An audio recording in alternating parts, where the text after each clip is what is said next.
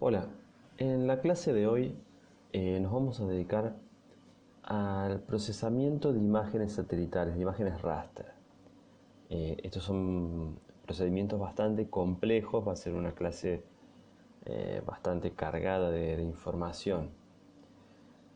Básicamente vamos a centrarnos en un tipo importante de procesamiento, que es la clasificación de imágenes satelitales.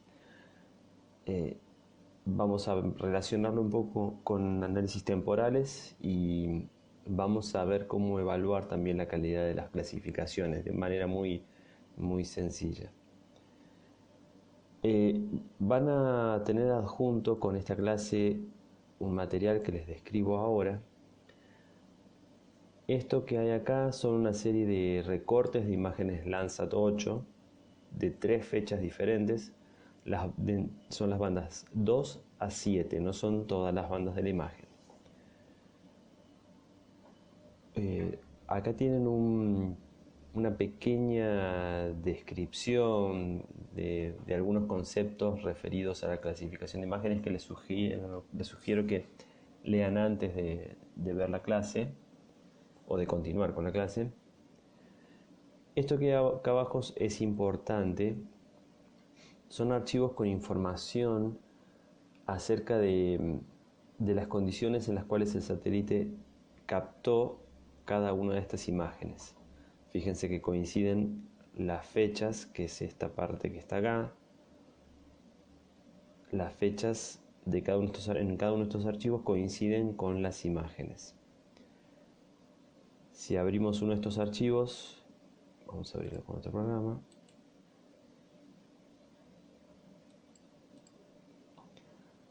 Vemos que tienen una serie de parámetros de operación del satélite en el momento de tomar la imagen, y para algunos procedimientos con los sistemas de información geográfica esta información es necesaria, ya vamos a ver por qué. Y acá abajo tenemos un archivo con sitios de entrenamiento que ya lo vamos a repasar enseguida, qué es lo que es. Bueno, entonces vamos a pasar a QGIS.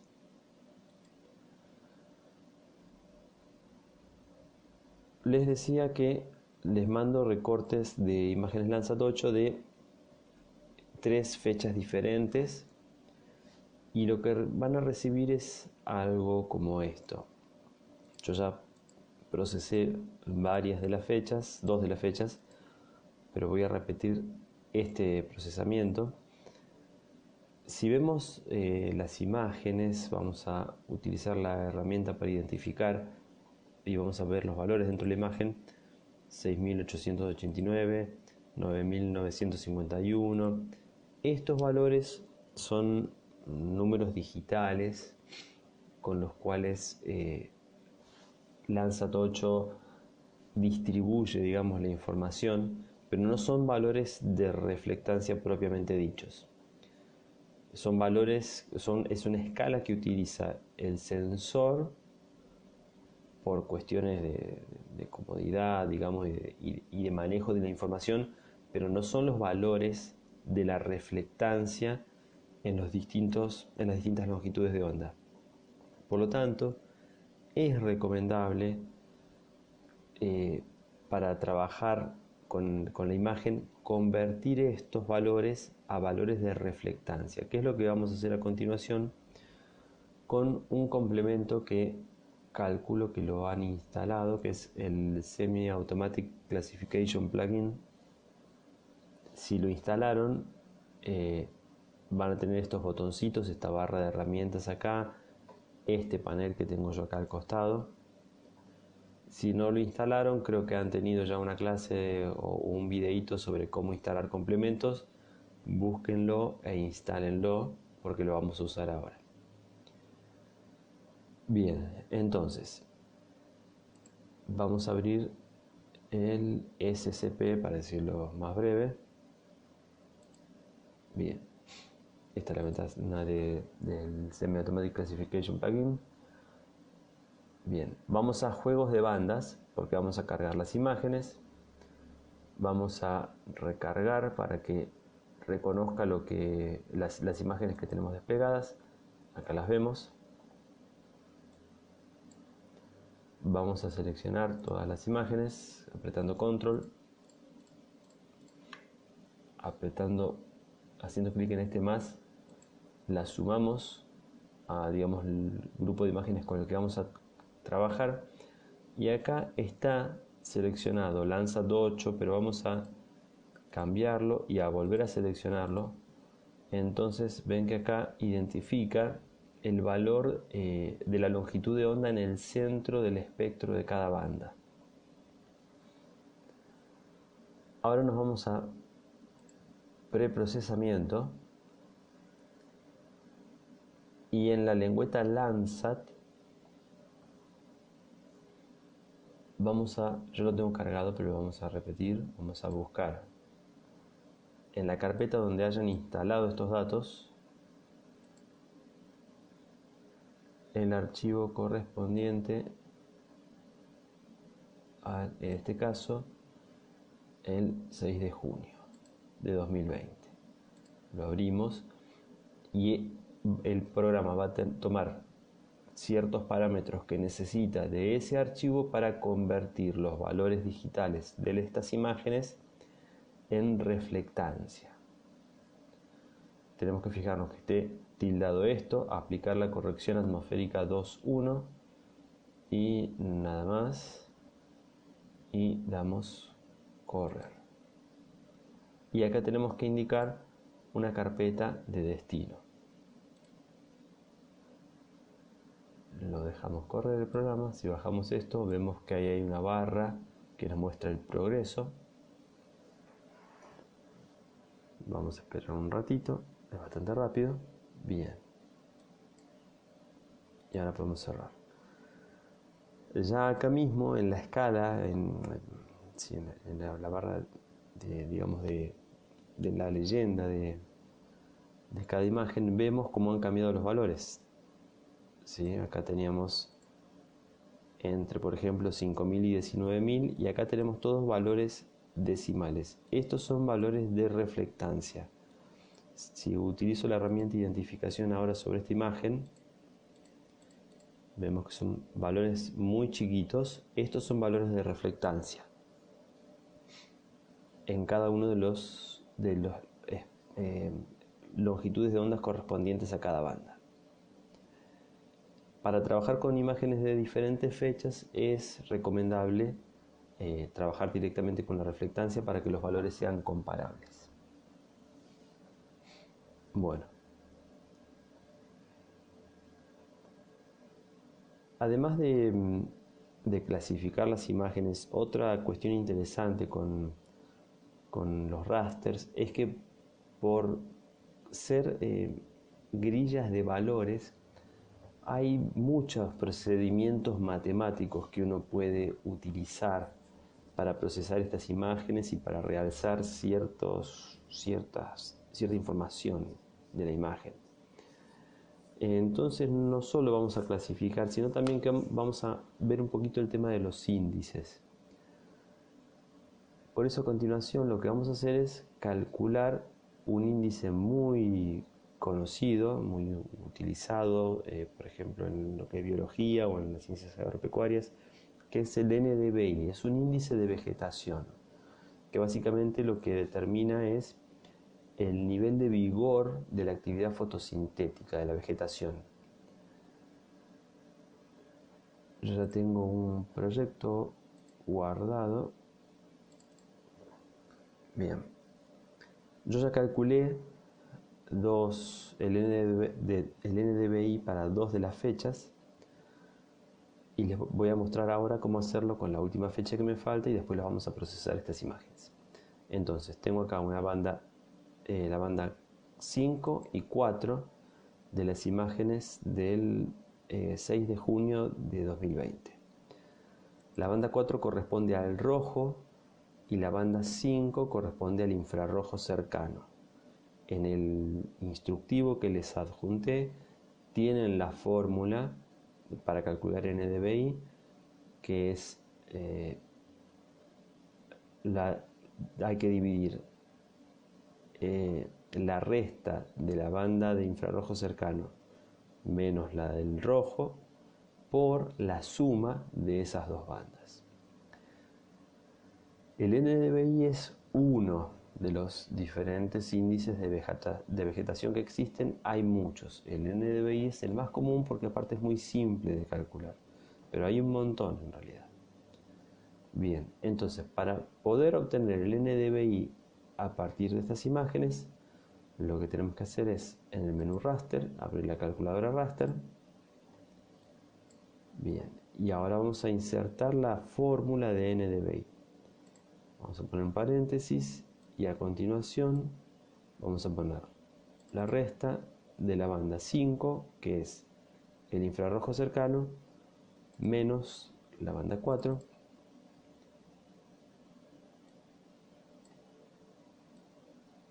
cerramos el paréntesis. Esto hay que dividirlo por, de vuelta abro paréntesis, la suma de la banda 5 y la banda 4. Fíjense que hasta acá me dice expresión no válida, hay algo que falta. Cierro el paréntesis y ahora me dice expresión válida. Bien, le vamos a dar un nombre a esto.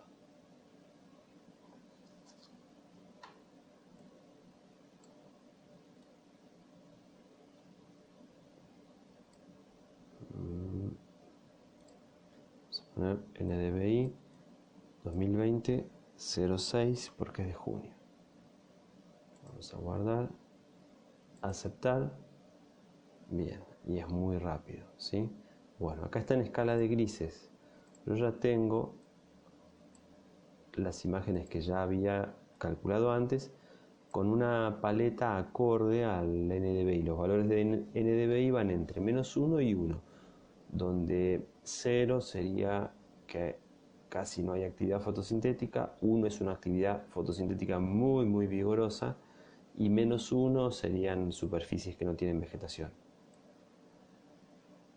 Entonces lo que vamos a hacer para usar la misma paleta para todas las imágenes, les recomiendo que copien esta paleta con una parecida con una de las imágenes y después hacen clic con el botón derecho sobre la imagen, se van hasta estilos, copiar estilo, y en las otras imágenes clic con el botón derecho, estilo, pegar estilo, y ahí nos queda desplegado con la misma paleta.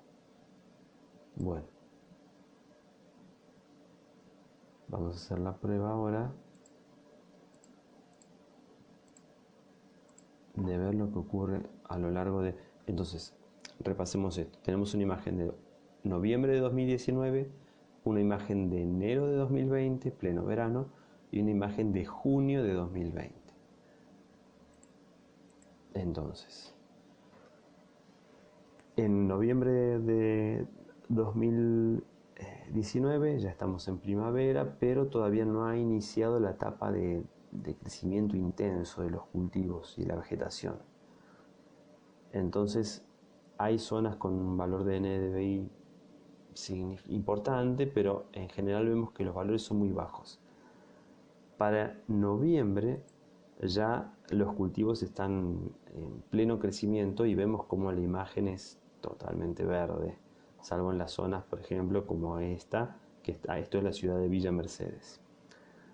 Y nuevamente en junio la vegetación o los cultivos han desaparecido, tenemos mucho suelo cubierto con rastrojo o descubierto y solamente se ve un color verde más intenso en las áreas ocupadas por monte. Bueno, esto es un ejemplo de cómo un procesamiento matemático nos puede brindar bastante información, nos puede ayudar a visualizar y analizar la información que nos brindan las imágenes satelitales. Pero además, ya que estamos con esto, vamos a hacer una prueba más, que es la de hacer una clasificación sobre estas tres imágenes.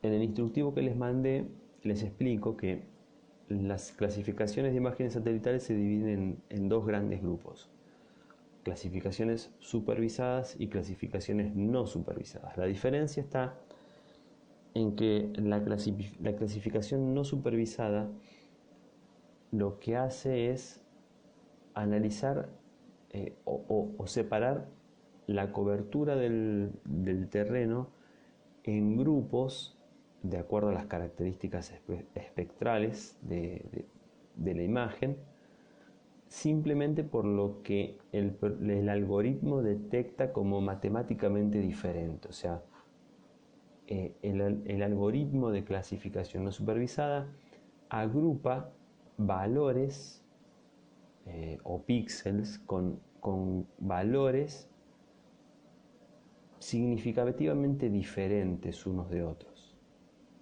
En una clasificación supervisada, uno primero le ingresa información acerca de clases de cobertura que uno ya conoce, para que el programa analice las características espectrales de los píxeles que corresponden a esos tipos de cobertura. Entonces después, en base a esa información, clasifica el resto. Entonces ahora vamos a proceder a hacer una clasificación no supervisada. Es decir, que acá simplemente vamos a tomar las imágenes, no vamos a indicarle nada al programa sobre los tipos de cobertura que hay en la imagen. Vamos a dejar que el programa separe lo que el programa considera que es diferente. Vamos a abrir el Semi-Automatic Classification Plugin. Vamos a juegos de bandas. Si no están las bandas cargadas, vamos a actualizar. Acá vamos a seleccionar estas bandas. Si había alguna antes, las vamos a eliminar. Yo acá ya las tengo cargadas. Bien. Habiendo seleccionado las bandas, nos vamos a ir a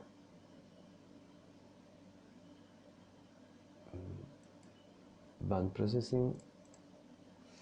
Bien, y acá tenemos dos métodos de clustering, que es una forma en que se denomina en inglés a estos métodos matemáticos que básicamente separan en grupos matemáticamente. Y tenemos dos métodos que son los más corrientes, K-means e isodata. Vamos a seleccionar isodata. Hay una serie de parámetros con los que podemos jugar en caso de que los resultados no sean satisfactorios, pero por ahora los vamos a dejar como están. Y a continuación vamos a ejecutar el programa. Nos va a pedir que indiquemos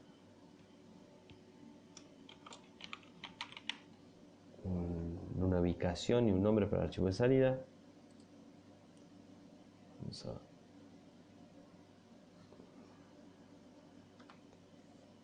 guardar y el programa se ejecuta.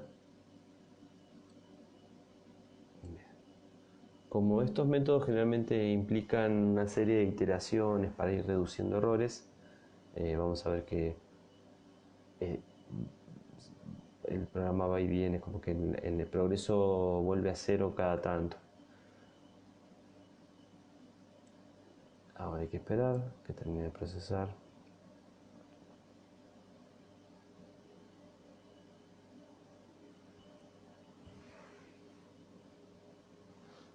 Bueno, una de las cuestiones con el tema de las clasificaciones no supervisadas es que como no indicamos a priori clases de cobertura, el algoritmo va a identificar diferentes clases, pero no sabemos a qué corresponde cada clase. Por lo tanto, una etapa posterior en el procesamiento es ir definiendo cada categoría que corresponde, lo cual a veces no es sencillo porque no siempre una categoría identificada por el algoritmo corresponde a una única clase de cobertura en el terreno, sino que a veces una categoría delimitada por el algoritmo en terreno en realidad son dos o tres categorías diferentes. La clasificación de imágenes satelitales suele a veces implicar una serie de pasos donde uno va clasificando algunas categorías con mayor exactitud y dejando de lado otras áreas que clasifica después. Ahí termino de trabajar el programa.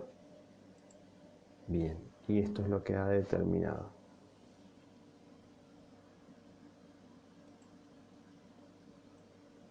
Bueno, están identificadas, determinó 16 categorías. Bueno, si lo comparamos con la imagen de NDVI, por ejemplo, vamos a compararla con la de invierno, donde se distingue mejor lo que es monte de lo que es cultivo.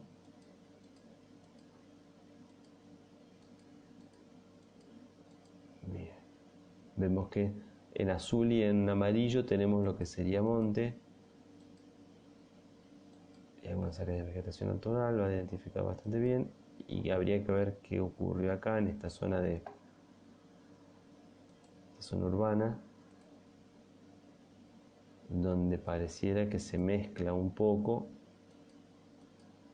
con otras categorías. Esta es una zona que aparece muy mezclada, la clasificación. Bueno, esto es un ejemplo de una clasificación no supervisada. Como les decía, la siguiente etapa sería ir viendo cada una de estas clases que identificó el programa, a qué corresponde en terreno, ir asignándola y ir limpiando un poco la clasificación. Posiblemente habría que después seguir otros pasos para seguir clasificando. Bueno, ahora vamos a probar a hacer una clasificación supervisada. Para esto yo ya tengo armado un proyecto.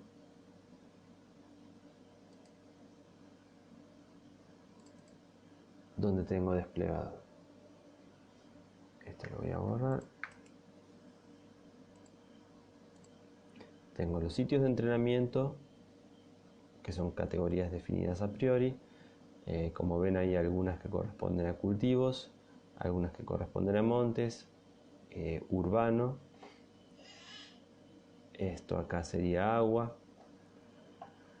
Y también tengo ya armados algo que es bastante útil, rasters virtuales para poder visualizar mejor las imágenes. A la hora de definir sitios de entrenamiento, es bastante conveniente disponer de las imágenes así. Acá tengo los rasters virtuales para noviembre de 2019 y enero de 2020. Vamos a armar el raster virtual para junio de 2020 y eso es de la siguiente manera. Nos vamos a raster, menú raster, miscelánea, construir raster virtual. Bien, acá vamos a seleccionar las bandas 3, 6 y 7 de la imagen de junio de 2020. Aceptar. Bien. Esto es importante que quede así. Cada imagen en una banda separada. Y vamos acá abajo, vamos a guardar el archivo y le vamos a poner nombre 2020 06 y le pongo 367 porque así sé que las bandas que utilice son la 3, la 6 y la 7. Guardar, ejecutar. Esto es bastante rápido, pero en este orden no me conviene. Cuando abro las propiedades, no me conviene que la banda 3 sea la roja y la 7 la azul, sino al revés. Entonces vamos a invertir el orden.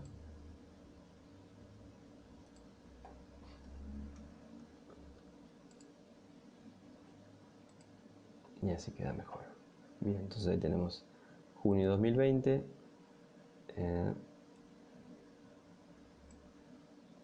enero 2020 y noviembre de 2019.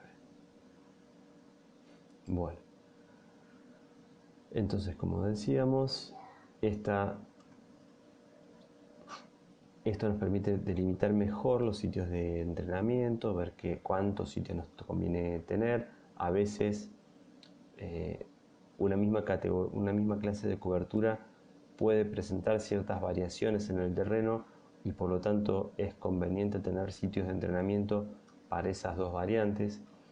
Es conveniente que los sitios de entrenamiento estén balanceados, digamos, en superficie, no tener una gran cantidad o una gran área de una clase de cobertura y tener muy poca de otra, porque eso dificulta o puede dificultar una correcta clasificación. Bien, entonces, teniendo los sitios de entrenamiento y teniendo todas las bandas, tenemos la banda 2 a 7 de 3 fechas. Vamos a cargar esto en el Semi-Automatic Classification plugin. Vamos acá, vamos de vuelta al juego de bandas, por las dos lo actualizamos. Vamos, esto que yo tenía cargado de antes, lo vamos a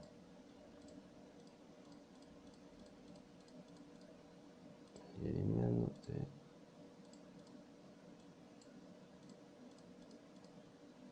Bien, entonces vamos a cargar todas estas bandas.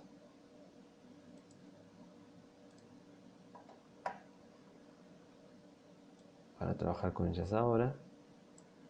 Bien. Y lo que tenemos que hacer ahora es generar la firma espectral a través de todas estas bandas. Para esto nos vamos al panel el nombre que le dan en el programa es SCP-Doc. Nos vamos a ir a este Training Input, sería digamos, el input para el entrenamiento. Hacemos clic en la lengüeta y tenemos que hacer clic acá para generar un nuevo archivo que va a almacenar la firma espectral. Entonces, bueno, yo lo tengo creado, pero vamos a crear uno nuevo. Sitio entrenamiento.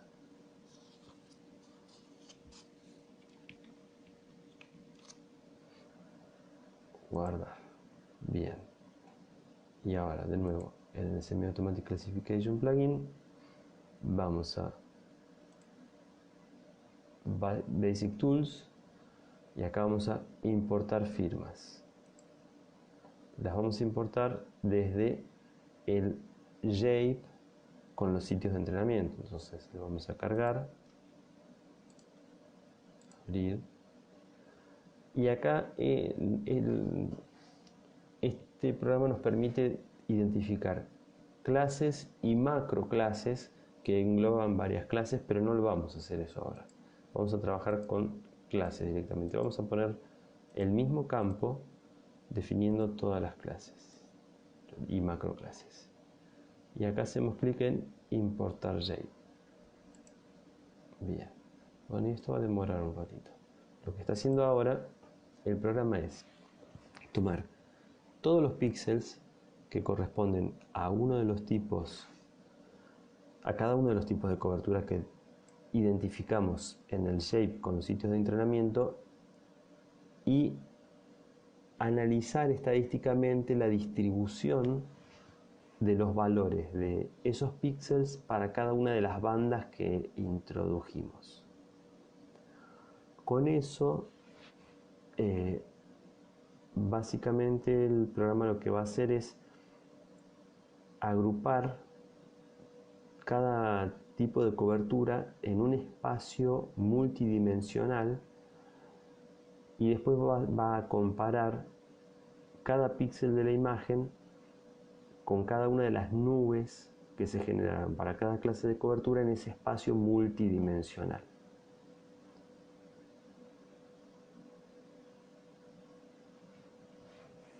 Es un poquito complicado de entender, pero bueno, cualquier cosa pueden recurrir a bibliografía, hay mucho escrito sobre esto. Estos procedimientos son muy antiguos. Matemáticamente muchos de estos procesamientos surgen a mediados del siglo pasado, por supuesto no aplicados a clasificación de imágenes satelitales, sino a procesamiento de datos estadísticamente. Bueno, a diferencia de lo que pasaba con la clasificación no supervisada, teniendo las firmas espectrales para cada tipo de cobertura, el programa después lo que va a hacer es, a través de un algoritmo, tratar de asignar a cada píxel una de esas categorías que definimos a priori. Si los sitios de entrenamiento recogen adecuadamente la variabilidad que tienen las diferentes clases de cobertura desde el punto de vista espectral, si la cantidad de imágenes que usamos, la elección de las fechas es conveniente, entonces y a su vez elegimos un buen algoritmo, ahí está, la calidad de la clasificación debería ser muy buena. Si por ahí elegimos pocos sitios de entrenamiento con respecto a la cantidad de categorías que tenemos, o las imágenes, las fechas de las imágenes no son muy favorables, es posible que no dé un buen resultado de la clasificación. Esa es una de las cosas con las que podemos jugar después, mejorar los sitios de entrenamiento o elegir diferentes fechas. Un detalle también muy conveniente es no trabajar con una sola fecha, sino trabajar con varias fechas, porque eso nos permite detectar variabilidad no solo espacial, sino temporal para cada uno de los tipos de cobertura. Bien, entonces, acá tenemos este cuadrito con cada una de las clases. Yo definí 9 clases.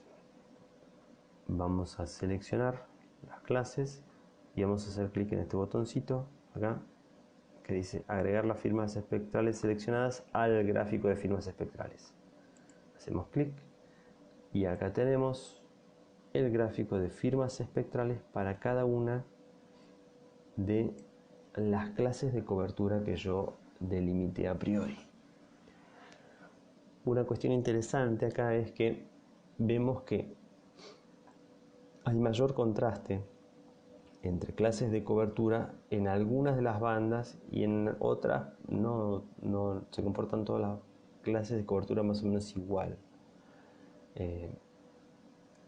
Eso nos puede servir también para, por ejemplo, filtrar bandas, es decir, no trabajar con todas las bandas, sino descartar algunas porque no aportan demasiada información, y entonces el procesamiento es más rápido. Y a su vez podemos ir jugando con esto. Por ejemplo, los NDVI que calculamos antes podemos incorporarlos acá y ver cómo influyen. Bien. A su vez, como les decía, como por ahí a veces tenemos que hacer la clasificación por etapas, podemos, por ejemplo, en una primera etapa tratar de distinguir ciertas clases de cobertura y en una etapa posterior tratar de distinguir otras. Entonces, de esa forma ver qué clases de cobertura se distinguen más en cuáles bandas nos ayuda a organizar todo eso. Bien, teniendo las firmas espectrales, el programa ya tiene, digamos, con qué empezar a analizar cada uno de los píxeles de la imagen para asignarlo a cada una de estas categorías. Recuerden que esto que vemos acá, estas líneas, son los promedios, pero en realidad en una determinada banda, para una clase de cobertura, no hay un valor de píxel, sino que hay una nube de valores, o sea, hay todo un rango de valores. Por eso incluso, por ejemplo, en zonas donde las curvas de las firmas espectrales se acercan, pero uno diría, bueno, pero no se tocan, pero igual puede haber un rango de variabilidad que haga que se confundan. El algoritmo va a trabajar con ese rango de variabilidad, no con estos valores solamente. Bien. Bueno. Entonces, teniendo listas las firmas espectrales, vamos a clasificar. Nos vamos acá en el SCP-Doc a la lengüeta clasificación. Tenemos 3 algoritmos diferentes. Yo voy a elegir distancia mínima. Si no les da un buen resultado con un método, pueden probar con otros. También esa es la otra opción para clasificar, o sea, para mejorar la clasificación, dijimos. Podemos mejorar los sitios de entrenamiento, tratar de tomar más información, sobre todo cuando vemos que una categoría tiene mucho error en el resultado final, agregar sitios de entrenamiento para esa categoría. Podemos elegir otras fechas de imágenes para destacar el contraste entre ciertas categorías, y otra opción es elegir o probar diferentes algoritmos, e incluso estos algoritmos suelen tener parámetros que también podemos modificarlos un poco para ver qué es lo que mejora o empeora en la clasificación. Bueno, entonces elegimos distancia mínima, vamos a dejar el resto como está y ejecutamos la clasificación, y nos va a pedir que introduzcamos una ubicación para el archivo y un nombre. Le voy a poner distmin.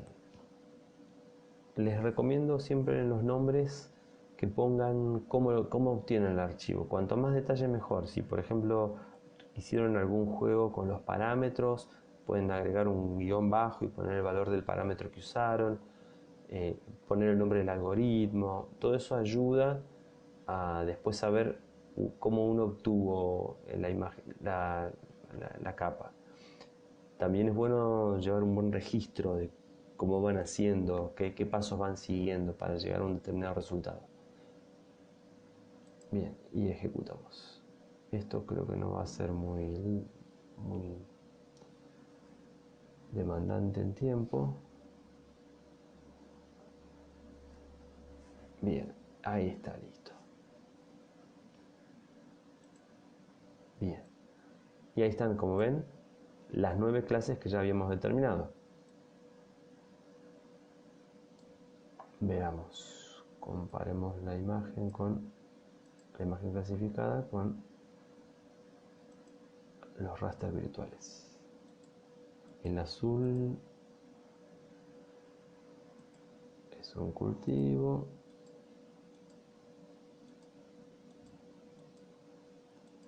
El verde y el gris son montes.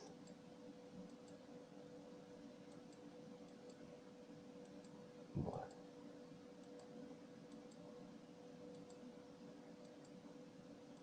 Acá vemos que hay, a ver, analicemos esto. Esto es 6, esto es 3.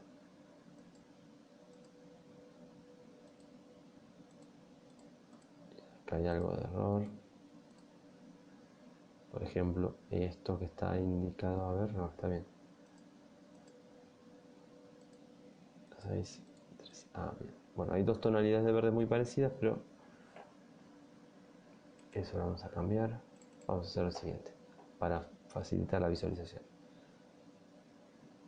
1, 2 y 3 eran tipos de cultivo, así que lo vamos a poner con color rojo.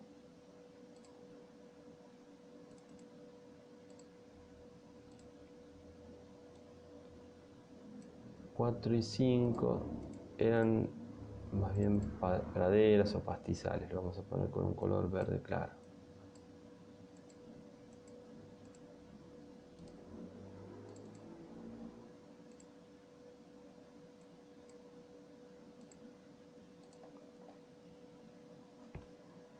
Seis y 7 son montes. El 6 era un monte más denso y el 7 era un monte más ralo.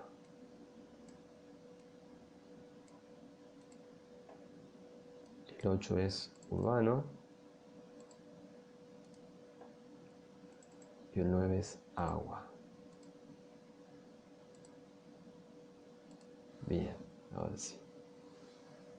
Bueno, entonces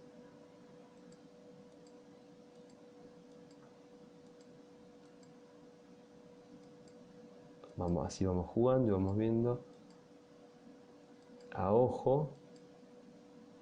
La clasificación es bastante buena. Fíjense acá, por ejemplo, esto está clasificado como urbano cuando claramente no lo es.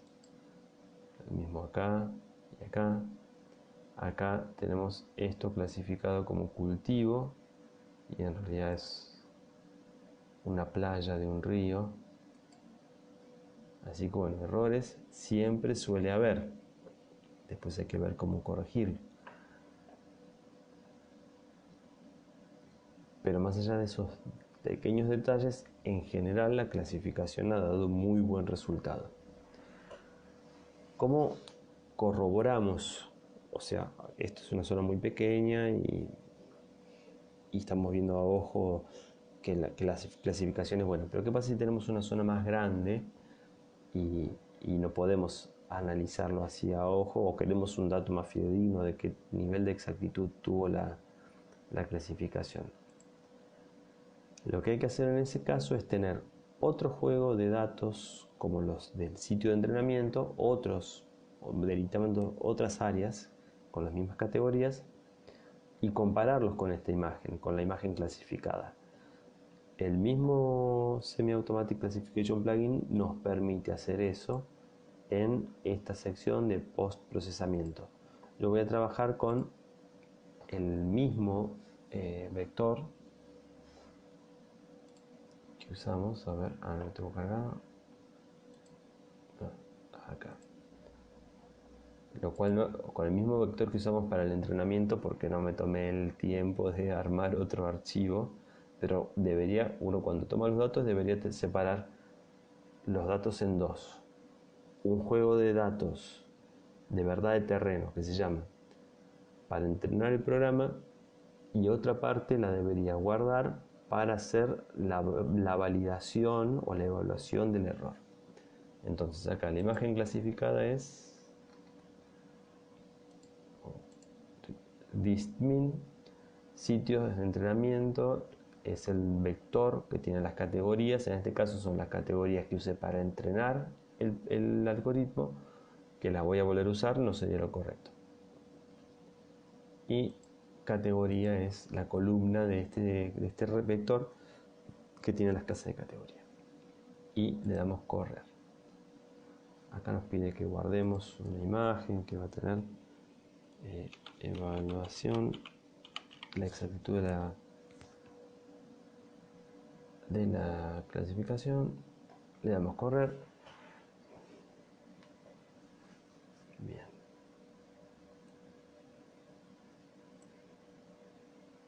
Bueno.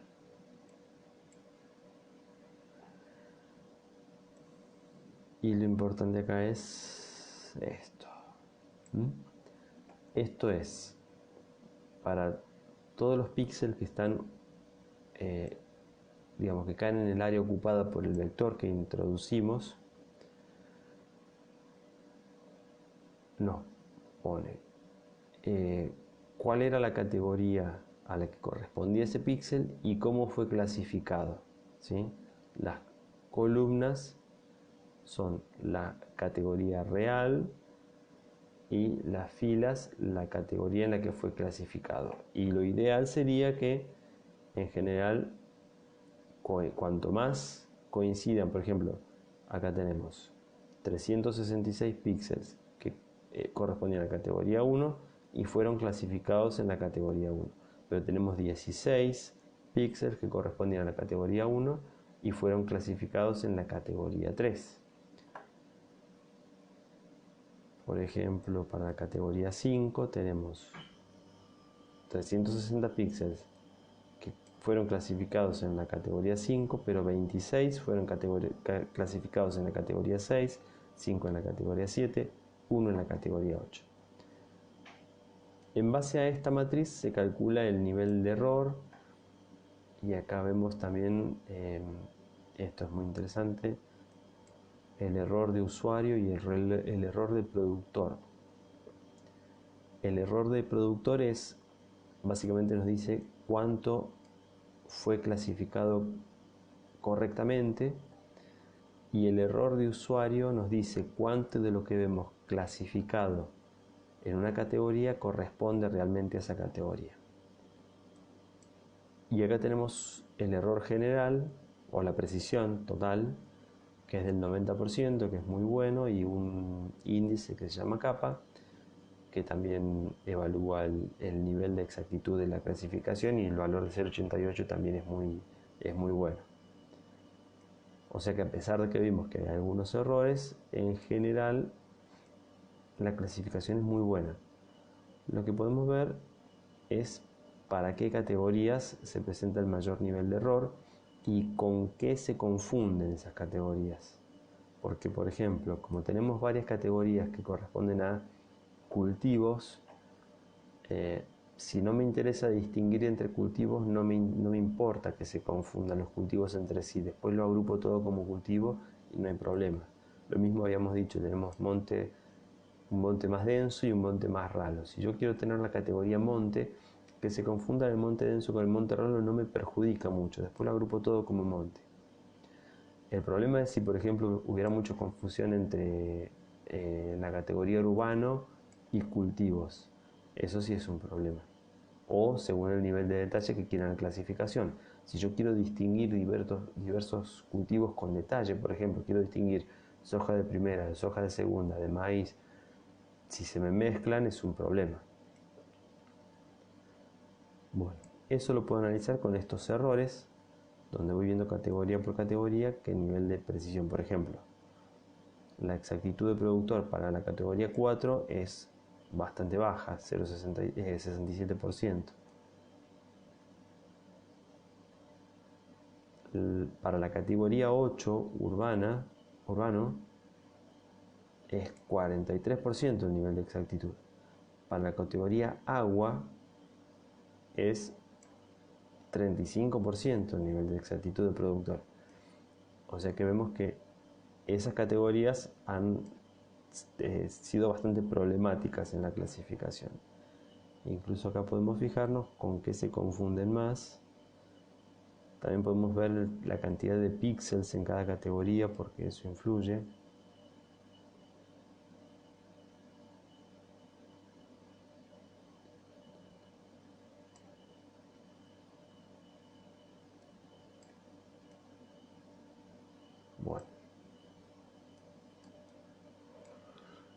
Bueno, con este análisis uno puede ir viendo qué categorías se van mezclando con qué, y en función de eso puede ver cómo mejorar la clasificación, cómo separar mejor las firmas espectrales, que es a lo que debería apuntar uno, ¿no? A tener firmas espectrales lo más diferentes posibles para que sea más fácil para el algoritmo distinguirlas. El proceso de clasificación de imágenes suele ser bastante, si uno quiere un resultado bueno, suele ser bastante trabajoso, hay que hacer muchas pruebas, es prueba y error, o sea, probar un algoritmo, ver si funciona, probar otro, ir jugando con la información de terreno, con la verdad de terreno, agregar más o quitar, y bueno, lo mismo como les decía, con el tema de la selección de imágenes, probar con diferentes fechas y ver qué mejora. Hay categorías que, por ejemplo, la categoría agua o la categoría urbano, a veces no son categorías digamos, que ocupen demasiado espacio, y puede ser una alternativa digitalizarlas directamente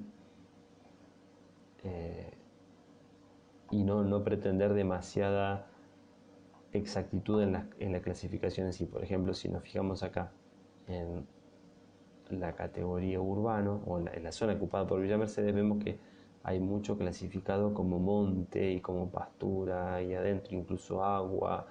Bueno, quizá más fácil de esperar, que es esperable eso. ¿Por qué?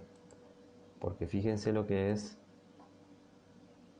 por dentro Villa Mercedes en la imagen, o sea, es muy heterogéneo. Es esperable que sea complicado para un algoritmo determinar esto, definirlo como una clase aparte. Fíjense lo que pasa si nos vamos, por ejemplo, a un cultivo. Vamos a ver la imagen de verano. Cuando nos vamos a un cultivo, por ejemplo, esto es muy homogéneo. Incluso el monte, que es heterogéneo, pero es bastante más homogéneo que lo que es la categoría urbana, que es muy heterogénea. Entonces, más fácil que esperar que un programa logre clasificar esto sin que haya todo este ruido, más fácil es simplemente